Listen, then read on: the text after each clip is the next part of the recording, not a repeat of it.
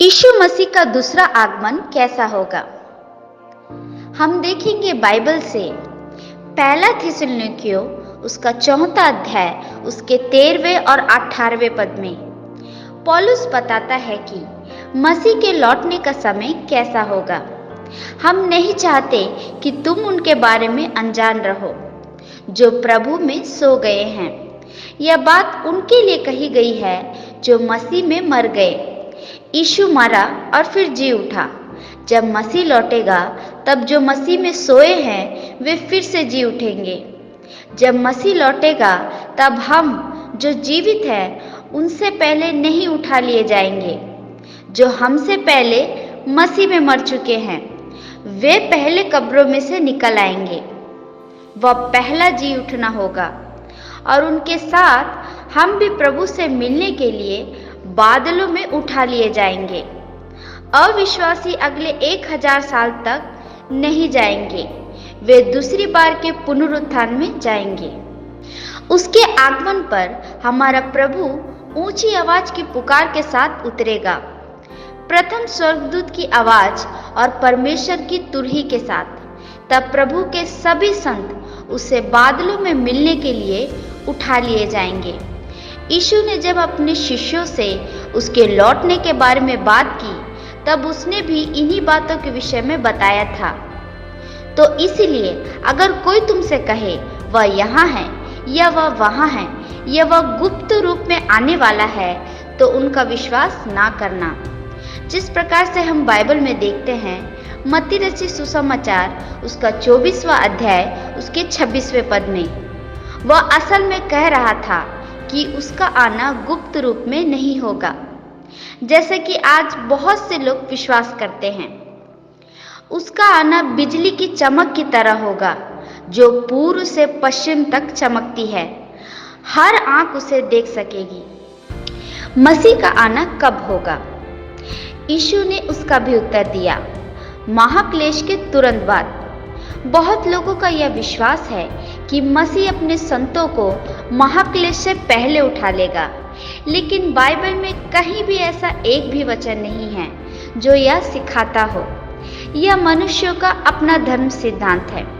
स्वयं यीशु ने यह साफ कहा था कि उसका आना महाक्लेश के बाद होगा।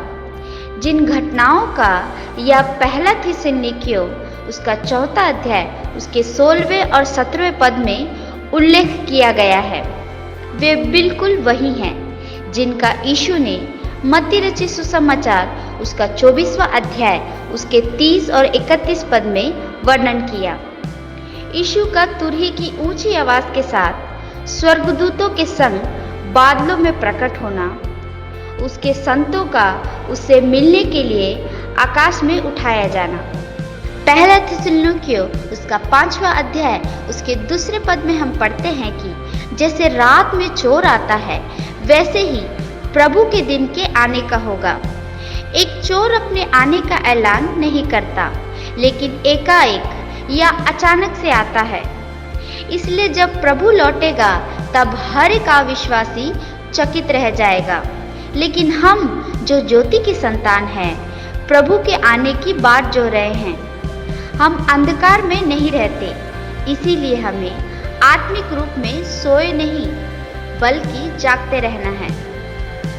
हम यह कैसे जान सकते हैं कि हम सोए हुए हैं या जाग रहे हैं? जब एक व्यक्ति सो रहा होता है तो उसके कमरे में मौजूद सभी असली वास्तविक वस्तुएं अदृश्य हो जाती है और जो वस्तुएं असली नहीं होती वे उसके सपने में असली लगने लगती है। इसी तरह जब एक विश्वासी आत्मिक रूप में सोया हुआ होता है तब उसे अनंत की असली बातें वास्तविक नहीं लगती, लेकिन संसार की नकली बातें जो मिट जाने वाली है असली लगने लगती है। स्वर्ग और अनंत की तुलना में यह सारा संसार एक अवास्तविक सपने की ही तरह है। स्वर्ग की बातें वास्तव में अनंत बातें हैं। जो विश्वासी सोए हुए हैं उनके लिए प्रभु का आना वास्तव में रात में आने वाले एक चोर की ही तरह होगा। पौलुस कहता है कि हम उस दिन का और प्रभु के आने का उत्सुकता से इंतजार कर रहे हैं। हमारे आसपास के लोग यह कल्पना कर रहे होंगे कि सब शांतिपूर्ण और सुरक्षित है, लेकिन उन पर अचानक विनाश आ पड़ेगा, क्योंकि यह लिखा है कि यह विनाश अचानक ऐसे ही आ पड़ेगा जैसे एक गर्भवती स्त्री पर अचानक ही प्रसव पीड़ा आ पड़ती है।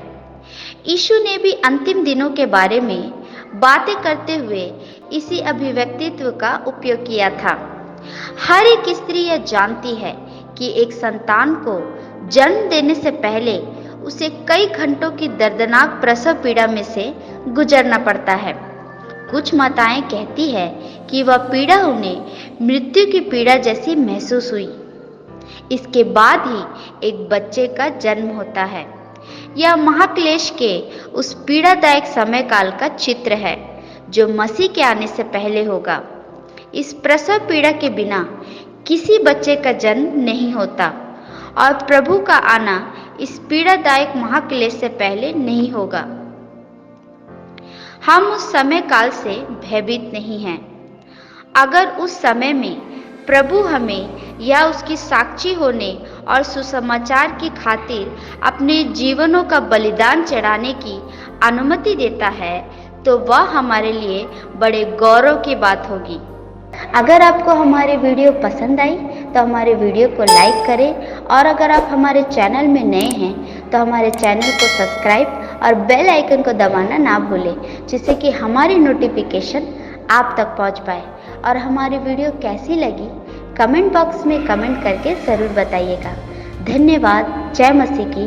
प्रभु आप सबको बहुतायत से आशीष दे। आमीन।